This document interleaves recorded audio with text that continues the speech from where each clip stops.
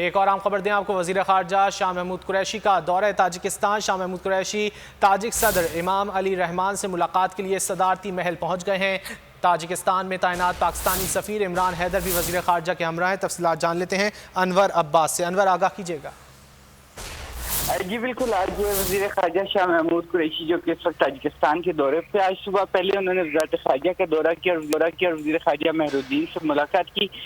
اس کے بعد اب وہ صدارتی محل پہنچ چکے ہیں، وہاں پہ امام علی رحمانوف سے ان کی ملاقات ہے اور اس موقع پہ پاکستان کے سفیر عمران حیدر بھی ان کے ہمراہ ہیں اور بنیادی طور پر اس ملاقات میں افغانستان کی صورتحال پر بات چیت ہوگی اور نہ صرف افغانستان کی اب تک صورتحال بلکہ اس میں جو پاور شیئرنگ شراکت اقتدار کے حوالے سے جو بات چیت ہے اس پر بھی تبادلہ خیال کیا جائے گا تاکہ افغانستان کو ایک پرامن ملک بنانے میں مدد مل سکے۔ جی بہت شکریہ انور ان تفصیلات کے لیے۔